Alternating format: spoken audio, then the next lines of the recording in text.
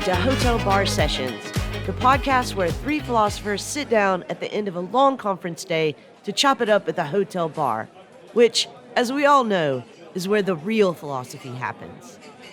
Welcome back to another episode of Hotel Bar Sessions. I'm your host this week, Rick Lee, and as usual, I'm joined by my two co-hosts, Dr. Charles Peterson and Dr. Lee Johnson. And today we're talking about human-robot interaction, which I can only think of in terms of sex, and I want a sex robot. We are also joined in this endeavor by Dr. Kate Devlin, and we'll hear more about her and from her in a moment. But before we do that, Charles, what are you drinking, and are you ranting or raving? I am going to go with a salty dog. So, Noelle, I need a drink that reflects how I'm feeling about the world. I'm getting older, getting a little crankier, and I think a salty dog best reflects that. Nice. I am raving today about disrespecting the disrespectable.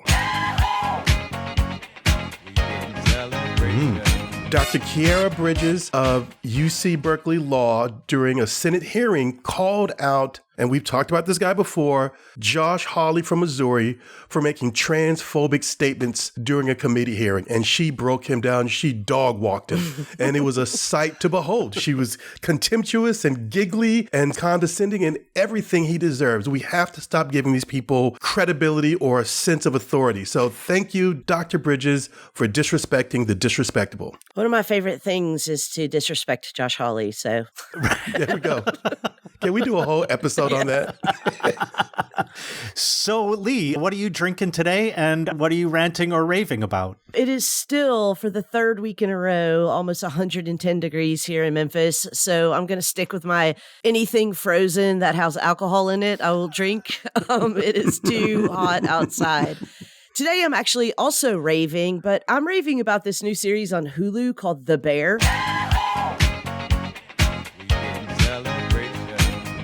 So it's kind of a behind-the-scenes look at restaurant life, and as somebody who spent many years in the kitchen and behind a bar, I think it's maybe one of the most accurate portrayals of the just madness of restaurant service work, and so I highly recommend it. It's on Hulu, and again, it's called The Bear. I am really excited to introduce our guest for today. We have with us Dr. Kate Devlin. Kate is a computer scientist specializing in artificial intelligence and human-computer interaction, and senior lecturer in social and cultural artificial intelligence in the Department of Digital Humanities at King's College London. She's also the author of Turned On, Science, Sex, and Robots, which was published by Bloomsbury in 2018, a book which I have been using in my courses for several years to great success. So I recommend that everyone go out and buy a copy and use it in your courses if you can.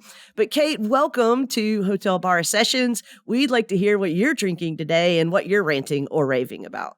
Thank you. It's very nice to be here. I will have a margarita, please. I think it's reached that time of day over in the UK because it's currently 4:15 in the afternoon. So I think that's an okay time to start drinking margaritas.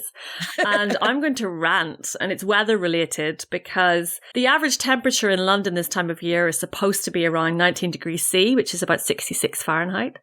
And instead, we're heading into 37 degrees C, which is 98.6 degrees Fahrenheit. Wow. And I'm ranting not just because it's too damn hot, but also because the media are reporting this as a heat wave rather than what it actually is, which is devastating climate change. Mm-hmm. And why are we leaving that out of the narrative? This should not be happening. This is terrible. And as you can all the UK is not set up for this, so we have no aircon. It's horrible. Hot damn, as Bruno Mars says. All right, Rick, what about you? What are you drinking and what are you ranting and raving about this week? Noelle, I will have one of my usuals. I'll have a French 75, please. Today, I am ranting about the state of the airline industry. So over the summer, both in the US and in Europe, I think we've all experienced tremendous disruption in this industry. I think it actually is a direct result of the fact that we have not been paying what it actually costs to fly on an airplane. Yeah. I cannot believe that Ryanair can fly me from Krakow to Rome for $32 and that those pilots are making what they need to make, that the flight crew is making what they need to make, the ground crew, and so on. And I think we're due for a huge comeuppance as we're going to have to move toward paying what it actually costs to fly. And I think people are going to be shocked at that price. Ugh. Yes, that's true. So, Lee, as I mentioned, we're talking about human-robot interaction. What specifically are we talking about? So we're really lucky to have Kate Devlin with us here today to discuss basically the design, engineering, ethics, and sometimes just weirdness of human-robot interactions. And we're going to start with the lowest hanging fruit, sex with robots.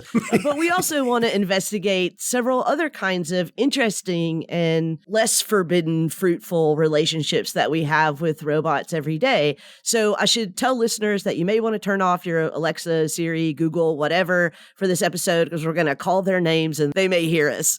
But that is because robots are everywhere, and increasingly it's difficult to define and identify them in our lives. Some are easily recognizable because they're anthropomorphic, as we've learned from film and TV, robots are supposed to look like, but they're not always that way. Sometimes they only resemble parts of humans, like telocheres or robot arms. Some are zoomorphic, some are industrial, some are swarms. And depending on how far we want to stretch the definition of a robot, some operate almost exclusively in the cloud. Although, as we've reminded people several times on this podcast, there is no cloud. It's just somebody else's machine.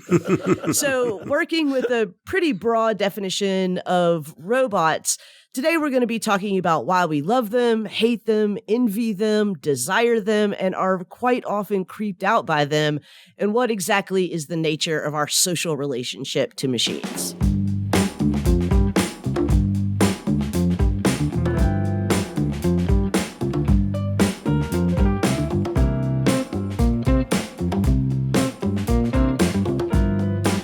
Often when I teach my technology and human values class and we get to the section on robots, I will tell my students that people in general have basically three questions about our future with robots. Will they take my job? Will they kill me? And can I have sex with them? And so we are very glad to have Kate here to tell us about the sex with robots part. So Kate, can you tell us a little bit about how you came to write Turned On: Science, Sex, and Robots, and also what you discovered there? Well, very fittingly, it started in the pub, as these things do. So I was in a bar. I was in a bar after a philosophy conference, of all things. Well, it wasn't quite philosophy, but there were a lot of philosophers there. It was an AI, cognitive systems event. We were talking about the different ways in which robots can mimic human values, human experiences, whether or not that should be something they should do. And of course, we'd all had something to drink. So sex came up. You know, what is happening here? Will we ever be making machines that can love us back or that can have sex with us, that could desire us? And then I was also seeing these headlines in the media saying things like, sex robots are going to take over the world. Men will be replacing women with these robots. They won't be able to tell the difference, which I thought was very unfair on the men. So I wanted to know, what is the truth here? What is going on behind the headlines? So I spent a few years researching it and found that we were very far from what the headlines thought, definitely. And so I started writing Turned On, and I looked at the past, what the narratives are that have shaped perception of what these things should be and where it might go in the future. One of the things that I found quite surprising when I read your book the first time was both that there aren't sex robots, not in the way that most people think about them. Surprised or disappointed, Lee? But also that our interactions with what you call artificial companions goes back quite a long time. So can you tell us a little bit about that history?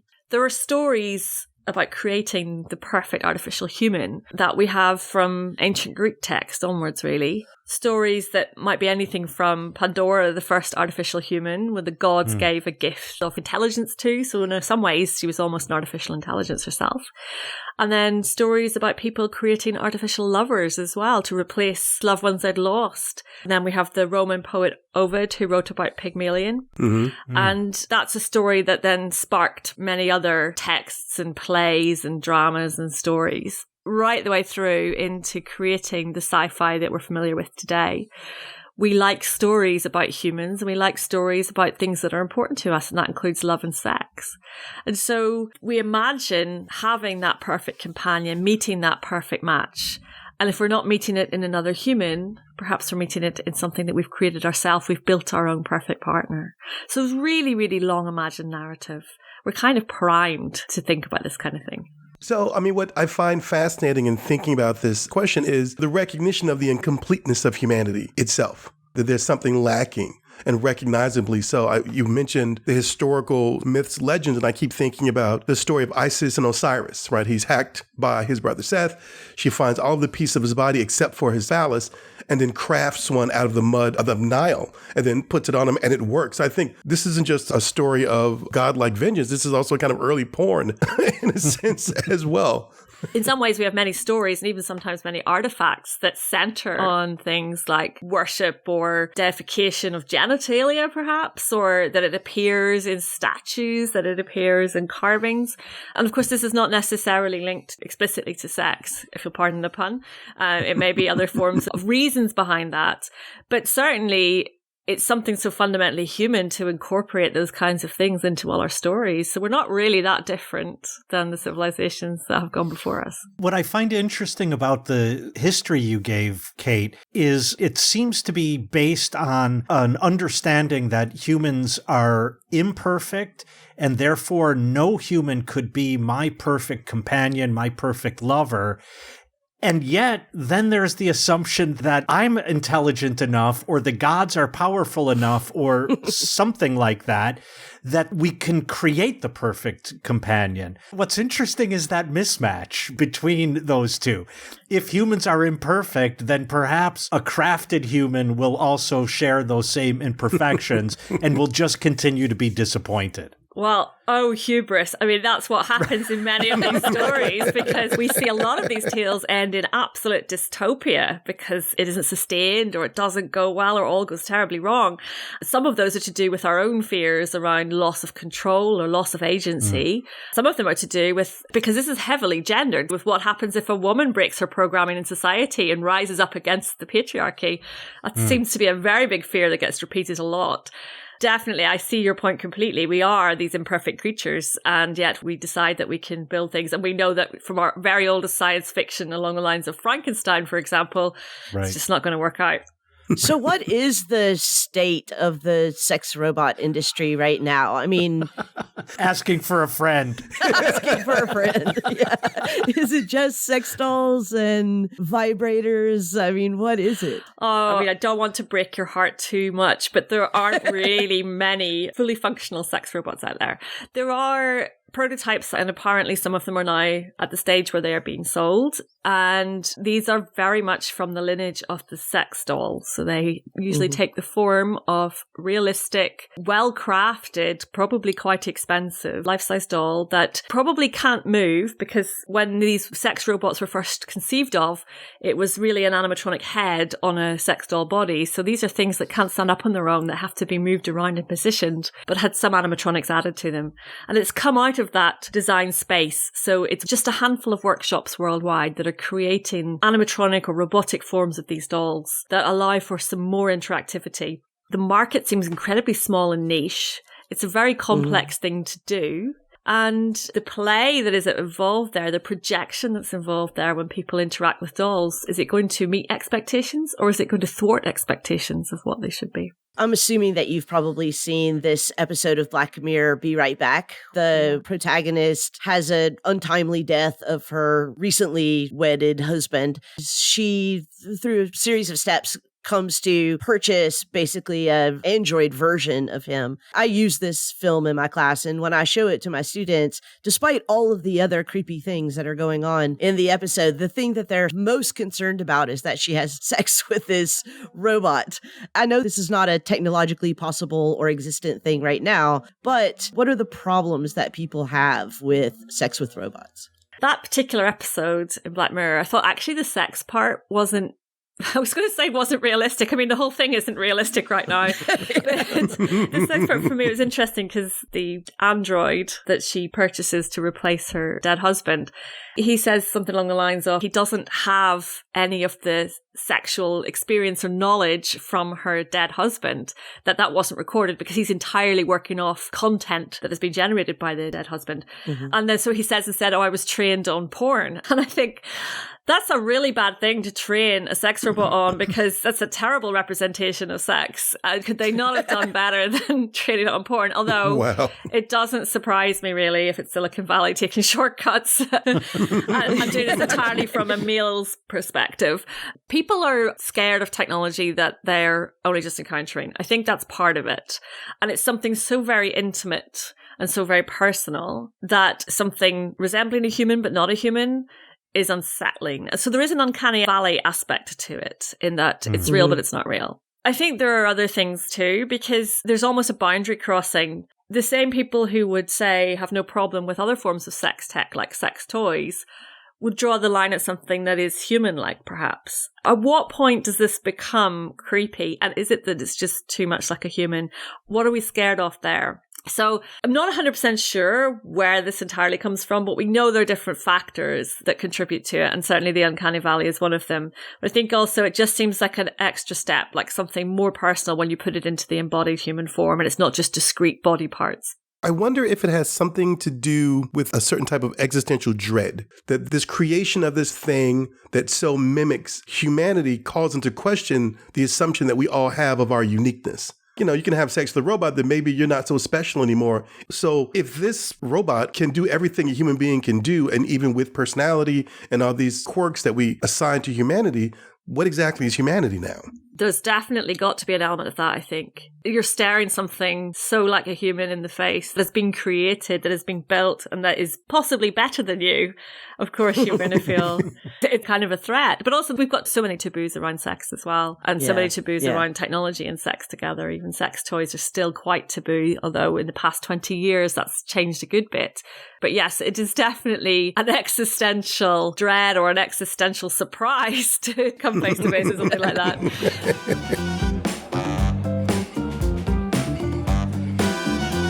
Hey listeners, before we have too many drinks, if you can't catch us at the Hotel Bar, you can catch us on Twitter at Hotel Bar Podcast. You can also follow our HBS hosts individually on Twitter to catch their off-air thoughts. You can follow Charles at C_F Peterson. And Peterson is with an O, not an E. O, not an E. Rick is at Rick Lee Philos. That's Rick Lee with 2 E's and Philo spelled like half of the word philosophy. And Lee is at Dr. Lee M. Johnson. The doctor's abbreviated. And Lee spelled Leigh. I find it interesting that when you first began, you mentioned that one of the things we worry about in terms of people having sex with robots is, will the robot desire me? It seems as if we have come to a place where we cannot but join together the pleasure side of sex, which of course does not require another human being at all, with a kind of emotional intimacy side of sex. And while I don't want to say those need to be separated and why are we so fixated on joining them, I do want to say that it seems the moral judgments come when we engage in, let's say, sex acts that are purely for pleasure and not that emotional contact. And I wonder if then the sex bots, if I might, if the worry about that arises from two places. Either it's decidedly for pure pleasure without emotional intimacy, or we're striving for the robot to share this emotional intimacy. And at least my Alexa won't share that emotional intimacy with me. Yet. I agree, yet. But it's going to fail. And that leads to, I think, what Charles was pointing out, this kind of existential dread. Yeah, the idea of sex being more taboo when it's for pleasure, when it doesn't have some, in quotation marks, meaning behind it, is definitely something that's apparent in the work I've done. It's even just trying to get funding to carry out research in academia on sex. If you say it's for pleasure, it's not taken seriously. Why would you research something that's about pleasure? If you said it was for psychological well-being or it's for health, anything like that, suddenly you've got an acceptable angle to it. So there is still very much this taboo around the idea that you might just have sex for fun. But that's what we do. That's what humans do. That's what humans have done for thousands of years. A very, very small percentage of sex is actually for reproductive purposes. So I think there is that policing of people's desire that plays into this as well. The other side of this is that there is a huge emotional aspect that really came to the forefront when I was talking to people who own sex dolls and to the manufacturers. The manufacturers are actually marketing the idea of the sex robot or even the virtual avatar of the sex robot as being a companionship thing. It was all about romance. It was all about, this is the perfect partner who is here for you. This partner will listen to you. She, because again, it's gendered, she will be there for you. And that seems really at odds when you think about sex robots. You're being sold this vision of pure physicality, and yet the emphasis is really on the romantic and companionship aspects. And that plays out when you talk to doll owners who are probably the nearest audience for the sex robot that there is. They own them for many different reasons. Some people will collect them. Some people will like to photograph them, style them. Some people like to live with them as if it is a partner and project relationships onto them. But it is more than just sex, and they really go to great lengths to emphasize that. I'm glad that you brought up that it's mostly women, because one of the things I wanted to ask you was whether or not you think that the sex tech industry as a whole, especially sex dolls and the way that people think about the possibility of sex robots, is just fundamentally anti-feminist. I know many argue this. I kind of want to tag on another question to that, which is whether or not you think that these dolls or robots could be therapeutic as well. This is a taboo topic, but it is often discussed around sex tech, is whether or not something like sex robots or more sophisticated sex dolls might be used therapeutically to help, for example, pedophiles, to help repeat sex offenders, etc. So do you think that sex dolls are anti-feminist, or sex tech is anti-feminist? And do you think it can be therapeutic? First, with the anti-feminism, I think that sex tech more broadly is not anti-feminist. I think for me, the dolls, the robots are problematic in that they perpetuate a very reductive stereotype of a female body. Really, do we need more of that? We have it all the time in the media, in film, in music videos. You know, we don't need to keep going. It's not the main offender, but it's certainly not helping matters. At some point, it is an objectification of that form. Mm-hmm. But interestingly, the people I spoke to who buy these dolls are by and large incredibly respectful of them. It doesn't necessarily negate the fact that it could be anti-feminist, but they really cherish these and treat them with reverence. There are a couple of people in that community or on the outskirts of that community who might want to enact something more violent on these dolls, but pretty much by and large, and especially if you're paying for a lot of money for these, people want to treat these well. But it's more than that. People want to form these parasocial relationships with them too. But sex tech more broadly, definitely there are some really good things happening for women in that space. In the UK, it's about 50-50 in terms of who buys sex toys, for example. 50-50 split between men and women. It's not the same across the world. In Japan, for example, there's much more emphasis on sex toys for men than there are on sex toys for women. So there's a very cultural phenomenon at play there. I think sex tech has the potential to be a lot more diverse and fair. It's making some pretty good starts. There are some really good companies out there doing interesting things to make sex toys that are inclusive and accessible. I think it could do better though. In terms of therapeutic uses for these, really tricky. Because there's never going to be an ethics committee in the land who's going to clear this kind of research. I've heard it said, you know, give people in prison sex robot, give pedophiles childlike versions. Now that's been really, really controversial. And I certainly don't attempt to answer or come up with a solution. I would say that I sort of hedged it a bit when I was writing about it, because automatically most people think, oh, this is a terrible idea, we can't ever go there, which is a pretty natural response, I think. But if this was a way of helping, maybe we should consider it as a valid option. And I came down on the side of we shouldn't really go there because it's mimicking a real world relationship that isn't consensual. If you have a real world relationship mimicked to me with an adult version of a sex doll or sex robot with another consenting adult, you obviously don't need consent between a human and a machine. But if it mimics that relationship, that's good. With the childlike one, I don't like that it mimics a non-consensual relationship. So in terms of regulation in the law and all those sorts of things, I've come down on the side of no, it's not a good idea unless we can prove otherwise. And the only way to prove otherwise would be to make child sex dolls, and nobody wants to do that. Nobody wants to do that. And it's so tricky because you don't want to rule out anything that could be beneficial. And we've seen trials in things like virtual reality where sex offenders have been rehabilitated via those kind of things. I think the University of Montreal did a study where they were testing how well rehabilitation had worked with sex offenders by placing them into virtual reality situations. But I think even they were saying we don't want to go there with the actual dolls or robots. It's not really something that we would study. Is there, to your knowledge, Kate, much research being done on this issue of, you referred to it as mimicking a real world situation?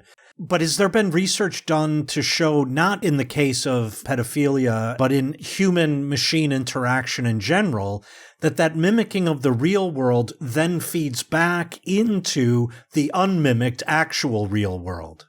There's been different types of research on this. One of the parallels would probably be computer games, where people are very worried that violent computer games would lead to violence in real life. It just hasn't happened. So there's not any concrete evidence for that. And then you'll get other studies saying, well, actually, it's a negative correlation in that we will actually prevent violence because it's an outlet. So you see these things all the time. And it's very difficult to tell given the many, many factors that feed into that. So it's tricky. I would say from the people I interviewed, so this is based entirely on qualitative interviews that I've done rather than on any widespread analysis of data. The people I spoke to, that respect for dolls who were their partners or dolls that they collected, suggested that this wouldn't spill over. There wouldn't be any threat via that route. And if we think then about things like fantasies and the sexual fantasies that people have of many, many sorts, and people are again, the taboo kicks in. People don't want to share those fantasies because some of them are really odd. But we know, we work out what's appropriate and what isn't appropriate to act. And some people don't follow that guideline and some people overstep that mark. And that's where we get trouble. That's where things go wrong. But the vast majority of us know those are fantasies and they don't go beyond that. And the problem just arises when people transgress that boundary. We see that in a lot of interactions with tech, in that we know how to behave in a specific environment given a specific task. So I'm not a big fan of the it'll happen in real life if you do this to a machine thing. Even with things like saying thank you to Alexa, Google, Siri. I say thank you to chatbots online because I never know if it's actually a chatbot or if it's a human behind the customer service desk. So I just say thank you just in case. But I know that the voice assistants that we interact with don't care and don't need to be told thank you. My child will tell Google to stop or whatever, but will not ever tell another adult or another child that because she's perfectly aware of the context of the situation. So I'm not afraid of that. I think as humans, we adapt so well to this technology and we adapt so well to social situations that I don't think we have to worry about it.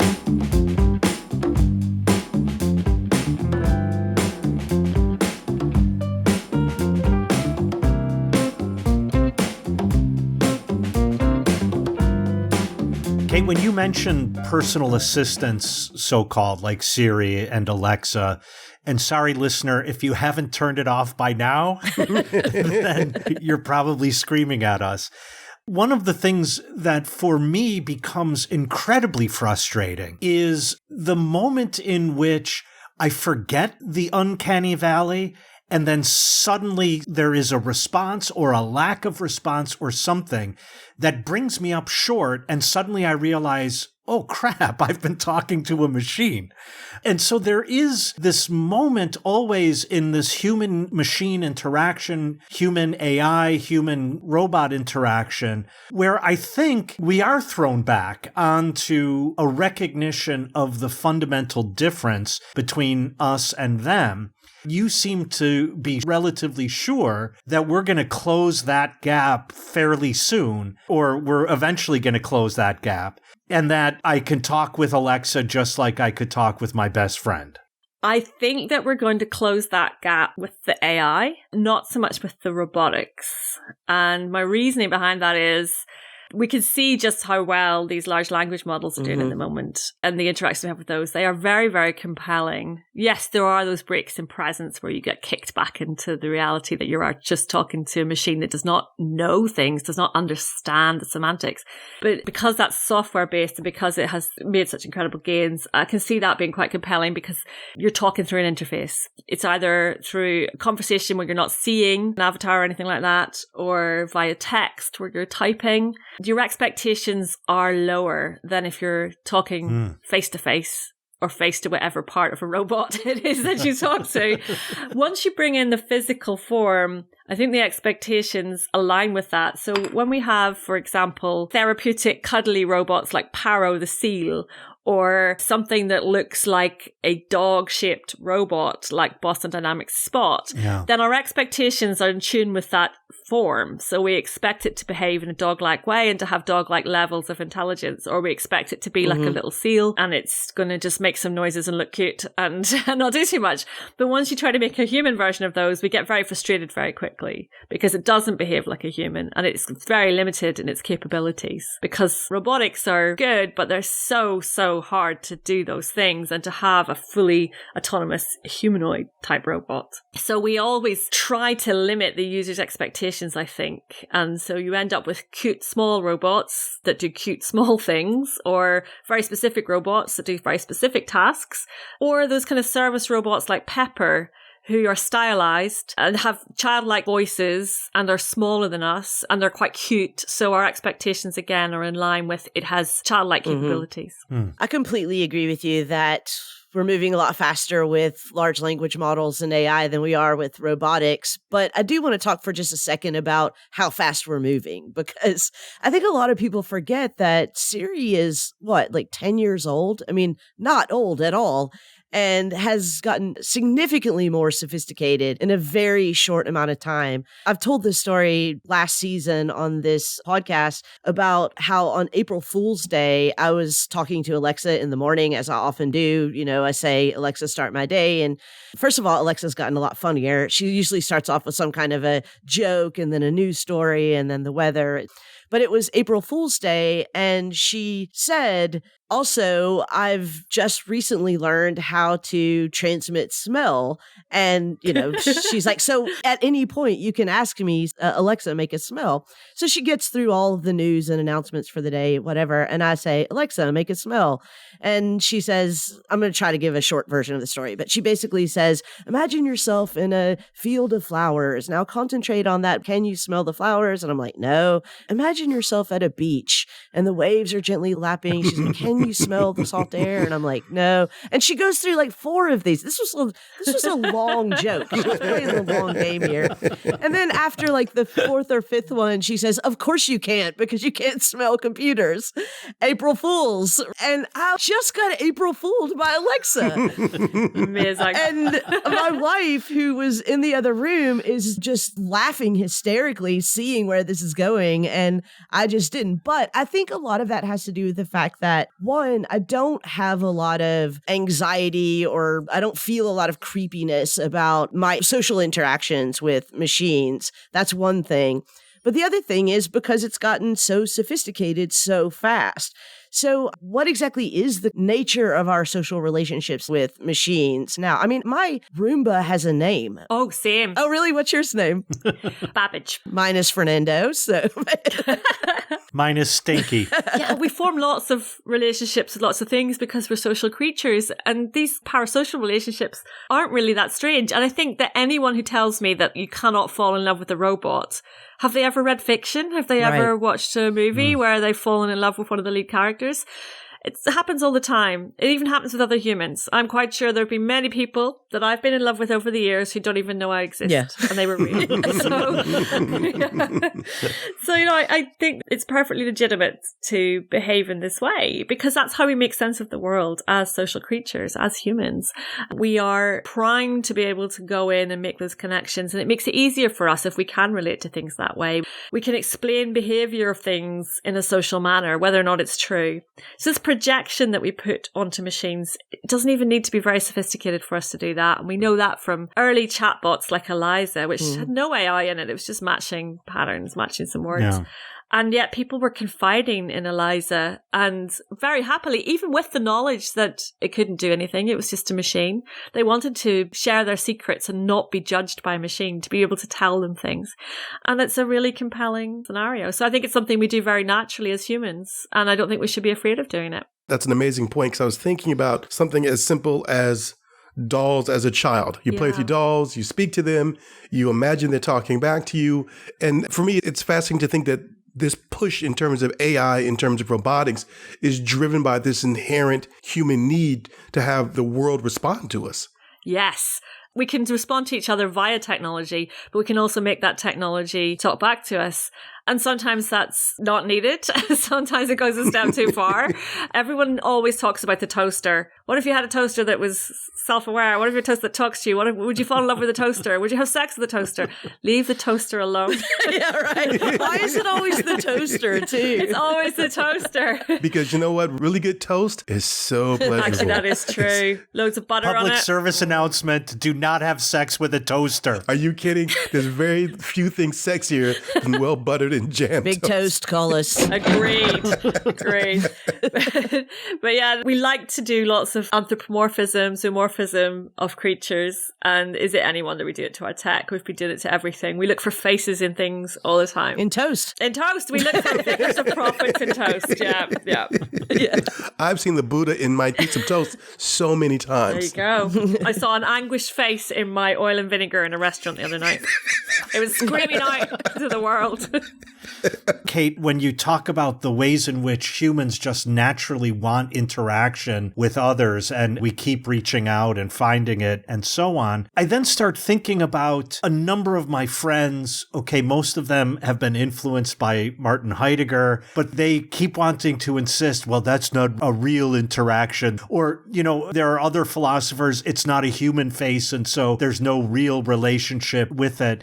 And one of my worries is that to the extent that we're not willing to expand what might be called a social relationship to AI and robots and so on, I worry that that also has an impact on actual humans who are not being considered fully human, and we're not having social relationships with them.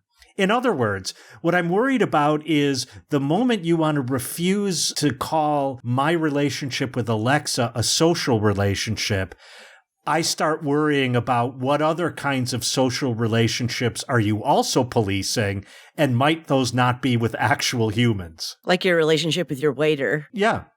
There is an element of that, I think. And philosophers, eh? I always get a great legs to say, no, I'm not a philosopher, because I'm terrified that, the philosophers will make me sit down and read Wittgenstein in the original German, and I kind of face it. So I always say, I'm not a philosopher, but... If philosophers could make people sit down and read things, this would be a better world. Your life would be easier. But I think, this whole kind of emphasis on what is and what isn't a real relationship, I hate that. I hate that kind of gatekeeping of feeling and experience, because who's to say that my relationship with the childhood dog that I loved, I love that dog so much. Why is it not a real relationship? It was to me. And I feel that we can't really judge anyone for having those feelings and saying that that's not a valid social relationship. And yes, I think your point that, what about other relationships that we have? I think most of the way we encounter the world is through those social setups. There's a tension really about robotics and our interactions with them. And I see it come up quite often in the robot rights arguments, where people say, what rights should we afford these machines and why? And it is that there are many people who are missing out on relationships, or who are missing out on rights, who are human. Why are we concentrating on the robots when we should be getting it right with the humans first of all? So there's that element to it as well. Right. But maybe if we can highlight that these relationships are valid, because one of the ways we make sense of the world is via our interactions with others. If you want to take that school of thought, the kind of inactive side of things, then very much the way that we think is influenced by the way that we encounter the world through all our senses and through those interactions. So I think it's valid if we are forming those interactions. From our end, it's completely a valid relationship. Yeah, I think that we ought to be much more generous in our extension of not only rights, but personhood to non-human animals and things, really. I worry a lot that the argument that the extension of rights depends on proving that the recipient is deserving of rights or moral consideration is the wrong way to go. It ought to be, you have to prove that they're not deserving of rights or consideration. And this reminds me of several years ago, I'm sure we all remember this, when some robot was traveling through Philadelphia and Philadelphia'd. There were people attacking it and kicking it and throwing things at it. And it really seemed like the public reaction to that was kind of split down the middle. There was people who were like, it's just a machine. And then there are other people who were like, even if it is just a machine, why do it? And the thing is that here in the United States, corporations are persons legally now. There are all kinds of good reasons to extend our moral consideration, our political consideration, and our social consideration to things that are not other human beings. I would agree. I think that this is a new social category that's emerging with this interactive tech where we're not just projecting our sense of relationship onto them, but we're actually receiving something in return. That's what makes it different now. So before we were able to have those encounters, project on things like, angry at my printer or annoyed at Microsoft Clippy, all of these things. But now it's a two-way street and we're getting things back as well. So we're seeing an emerging social category where there is that exchange. And that really pushes it into the social relationship area. Are you saying now Clippy can be annoyed with me? And Clippy has the right to be annoyed with you. The new Clippy is the Duolingo owl. And, Even if those relationships don't rise to the level of love and sex, there are lots of important social affects that we have when we interact with these machines. I mean, you just mentioned one a few moments ago. I'm thankful when Alexa gives me a right answer or turns my lights off when I ask her to. Yeah, absolutely. And it makes our passage through life smoother if we can incorporate those sort of things and work out what the role is and how we interact with them. And I'm not so much, I am a tech optimist, let's face it, I am a tech optimist, but hopefully a realistic one. So I think that there's huge amounts of things to worry about. These are devices that are by and large manufactured by the big tech companies that are going to be taking data from us, probably storing that data somewhere. So my concerns are more practical than the concerns around things like, should we be having sex with the robot, right? Morally, I mean, I wouldn't judge anyone. If they want to do that, go ahead and do it. If it's not harming anyone, knock yourself out. But with the other side of that, with where is my data going? Who owns that? How's it going to be used against me? How's it going to be used to sell me things? That's the sort of practical stuff that I really worry about when it comes to these interactions. I completely agree with you. I think when you talk about things like surveillance and privacy, those are real problems being raised by the advance of social robots. But I'm not sure what the interpersonal, social, moral problems are. It seems to me we're talking about these interactions, these relationships that get developed, and I'm still hearing us speak about them in terms of what AI or what a robot does for us. And I'm trying to get to the point of thinking about, well, what do we do for them? What's the dynamic that makes the relationship equal and fair? We let them use pictures of our faces. We let them use our podcast, learn how to think and talk. Feed it data, yeah. Well, that's the thing. I don't necessarily know that we need to give anything back right now. And I say right now because, I don't know where this is going to go in the future. I don't think a relationship has to be reciprocated. It can be a one-sided relationship. Is there anything that the machine needs from us now other than being insatiable for data? But of course, that's not the machine itself. It's the people behind it. And they will take that data and they will use it and they will feed it to their large language models and they will learn from all our interactions. But serious question, though, how is that any different than relationships in any other ecosystem where we're depending on one another for the world as we know it right now to exist and persist? Yeah, true, I guess. That's a really good point. At the moment, we use the technology and we feed it our data because we want a service back out of it. We want something back out of it. So yeah, I guess there's that exchange. We're both benefiting. And no matter how many times I tell people and tell my students, be wary. Why is this tech being created? What's happening to your data? What's happening to your privacy? I always have to caveat that with, you can't get out of it if you want to engage with the world today. Right. You're going to be on social media and you're going to look up information online because that's how we get all our knowledge these days. So it's not an easy matter of opting out of these things. Yeah.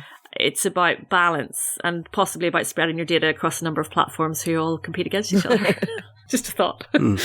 But in this question about what do we owe AI or robots in this relationship, okay, right now as AI stands, as you put it earlier, Kate, Alexa's not understanding. Obviously, she doesn't get sarcasm or nuance. But as the models get better and the data set gets better and the training gets better, I imagine that moment will come. And then you have the her moment in which the AI looks around and says, you know what? I don't like you people.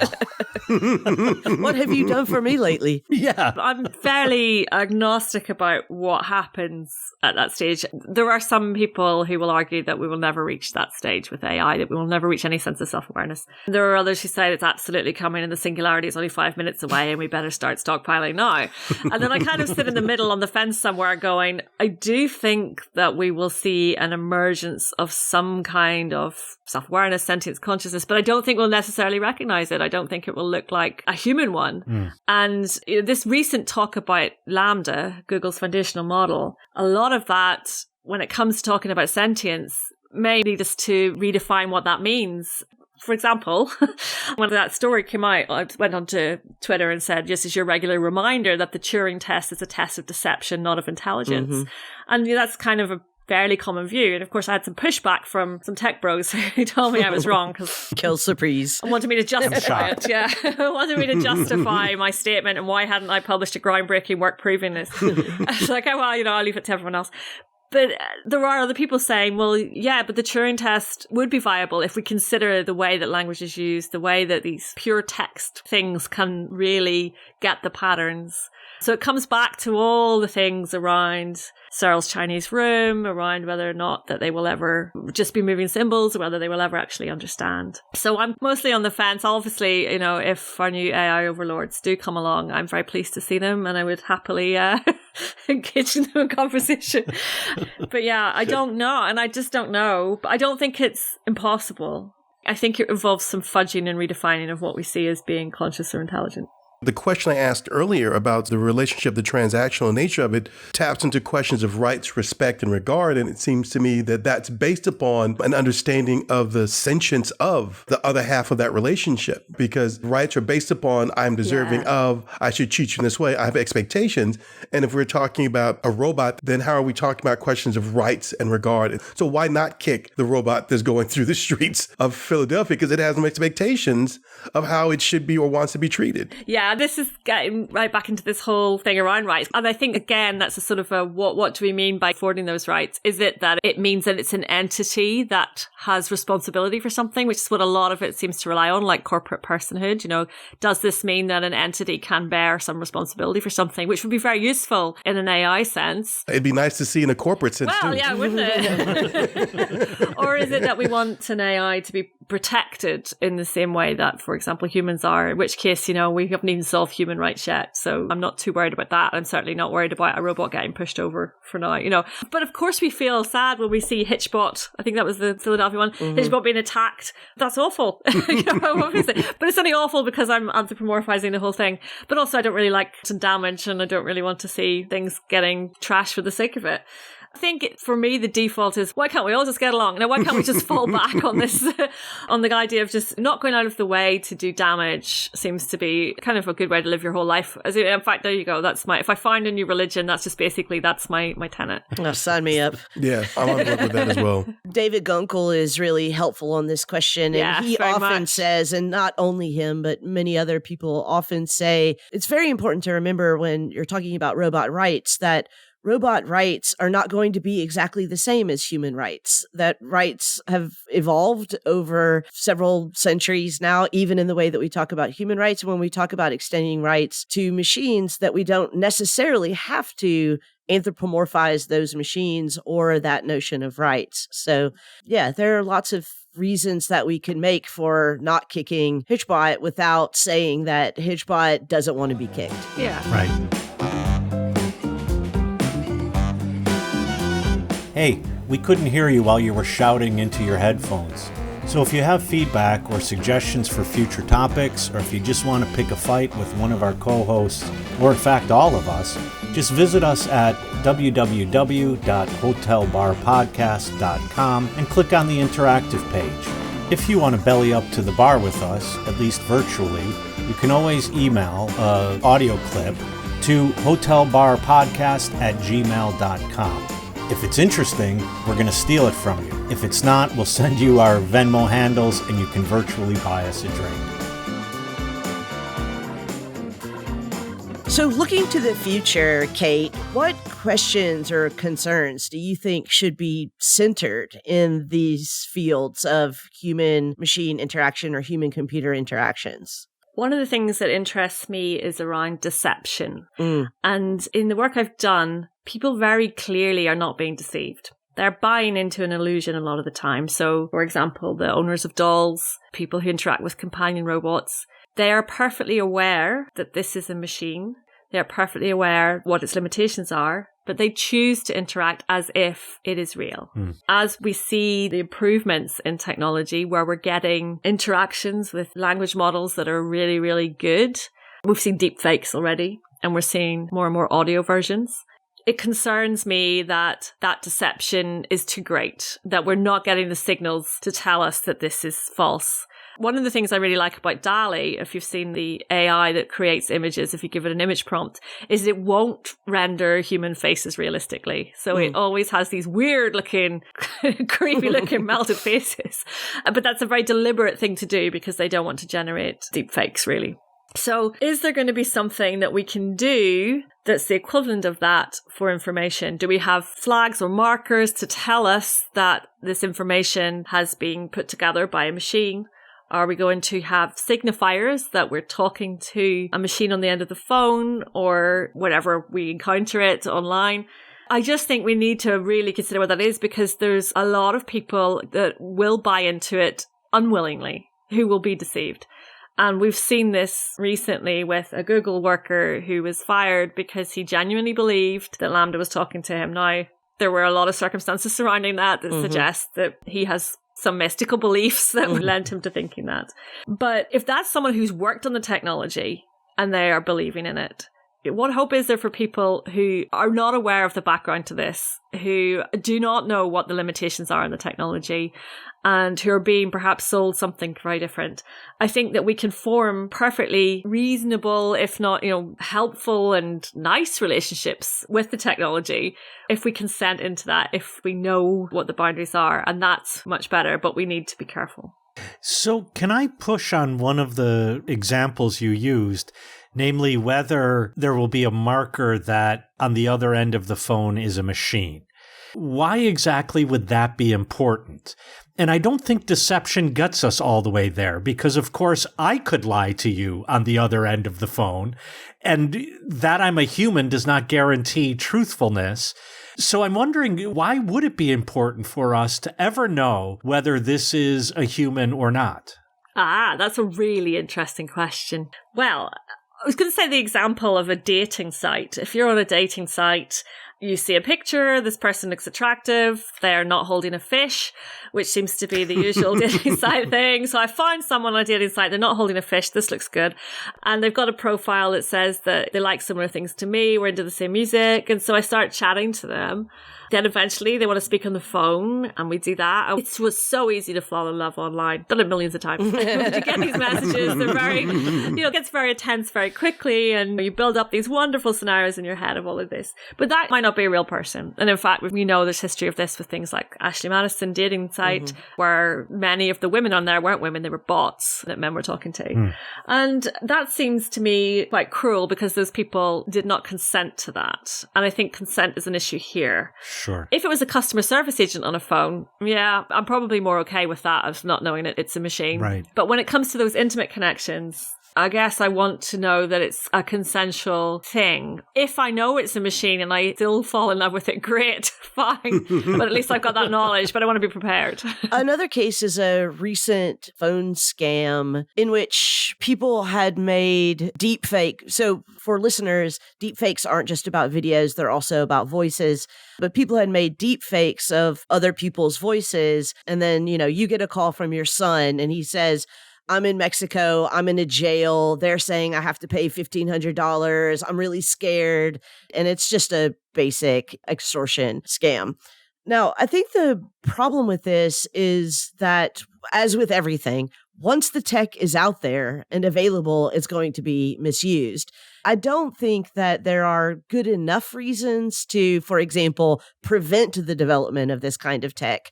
But I do think that there are very good reasons, as Kate seems to be saying, to strictly regulate it, to make it a part of the industry that anytime someone is talking or is having a text interaction with a machine and not a real human being, and there might be the possibility of misunderstanding who is on the other side of that conversation, that there ought to be some requirements for disclosure there. I agree that it is incredibly frustrating for someone to fall in love with what turns out to be a chatbot. That is devastating and ought not to happen, and perhaps there should be regulation. But the other side of me thinks grifter's going to grift.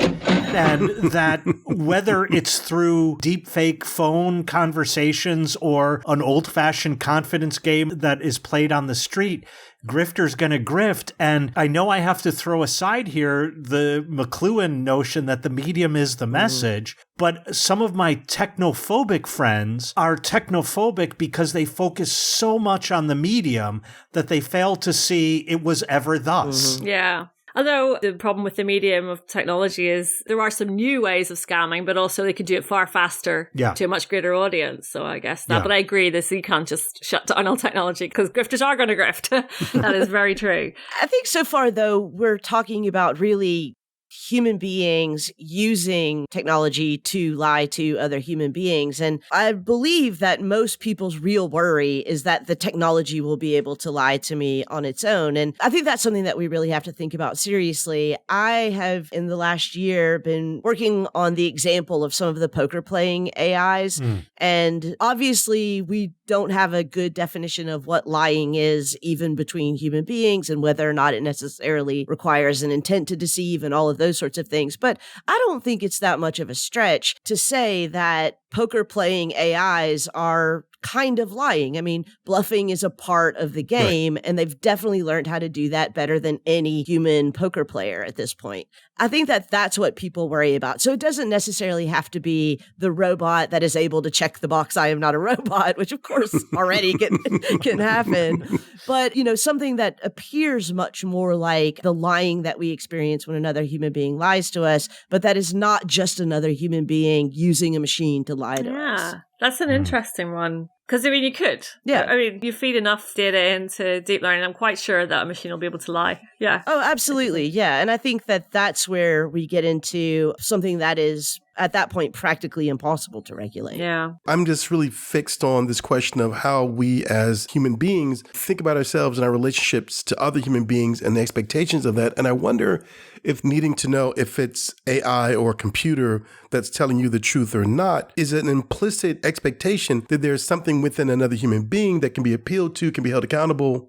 If it's a human being lying to me, there are things that can be done. I can get the truth out of this person. I can discover it versus, if it's a technologically advanced being, AI or computer, then I'm just completely vulnerable to that. And there's nothing I can do. I'm just outdone by this. And I wonder if that's a fear that people have, computers that are actively, independently lying to us on their own. That's a really interesting thing. Yeah. Is it that we know that we can appeal to a human's emotions? Is it an emotional thing? I wonder, because we're not at the stage where we can give emotions to machines, make machines feel those feelings. I know that some people believe that you absolutely can if you get the signals right. Anything can be boiled down to the necessary input, but perhaps that's part of it, that we feel there's a sense of reason there that you can have, a sense of engagement, a sense of being able to argue your case and change minds, whereas a machine is more fixed, perhaps? I think the bigger worry is that machines will develop the capacity to deceive us, lie to us, without us knowing that they have that capacity. I know that another human being can lie to me and often does.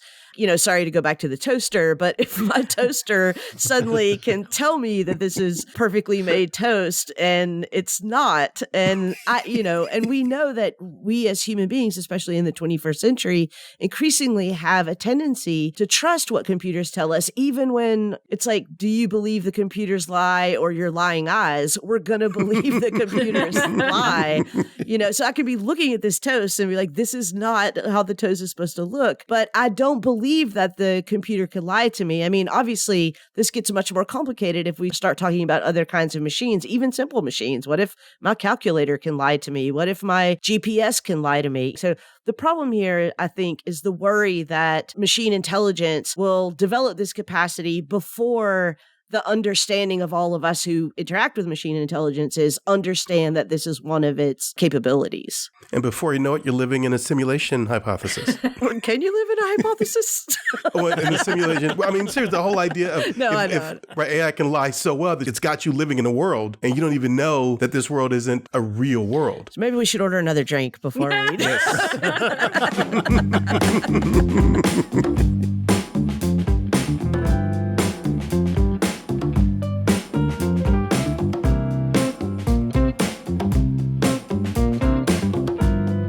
So unfortunately, Noelle issued last call. And so while she's fixing our last cocktails, I wonder, Kate, is there anything we didn't talk about that you wished we had talked about? Any last thoughts? And tell us what you're working on now. I think we've covered quite a bit. Basically, we've got to the stage where we trust no one, especially the machines. Okay? And actually, I'm working on a big project about trust. I'm part of the Trusted Autonomous Systems Hub here in the UK, which is a project that spans about 22 universities, over 100 industry partners. And the main focus is really on how do you build systems that are trustworthy and how can you verify their safety. But also, how can they be perceived as trustworthy by the people who will live with those or the people that the machines will make decisions about? I'm one of the fewer technical people on it. Although I'm a computer scientist, I work in an arts and humanities faculty. So I'm very interested in that from a social aspect in terms of what that really means to trust something. How do we feel these attachments to the machines? And I guess that comes out of some of the work that I've been doing in the past on the robots and intimacy as well, because intimacy is based hugely on trust. So yeah, trust is my current thing I'm working on, but I'm also looking at how we grieve for our machines. That sort of takes us back to that Black Mirror episode. Not just grieving for our lost loved ones, but grieving for those machines as well. So when things become obsolete, what legacy do they leave behind? Or when we become obsolete and we die, what happens to the machines that we've been attached to? I loved my Palm Trio. Yeah, cars. Wish I had my iPod Classic back. See? There's so many things that people go, oh, I wish I had that back. Yeah, I had a Volkswagen Polo that I absolutely loved. It was great. So I asked Alexa to call us a cab, and it's about 15 minutes out. So we're going to have to wait. Well, while we're waiting on that, I do want to thank Kate again for this really great conversation and for joining us today.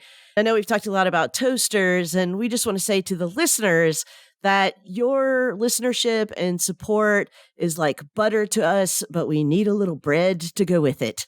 And so with that said, I want to remind everyone that you can help us out by going over to our Patreon page and signing up for one of the various levels of support that we have there. Alexa tells me the cab is outside. See, she was wrong. She said 15 minutes. She lied. Alexa lied. Thanks again so much, Kate. Catch you guys later. Thank you.